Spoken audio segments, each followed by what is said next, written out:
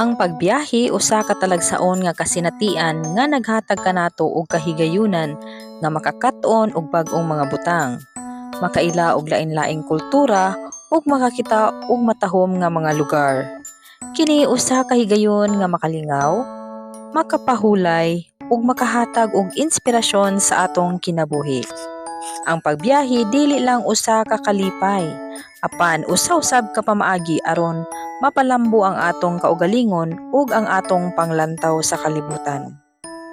Daghang salamat sa inyong pagsubaybay.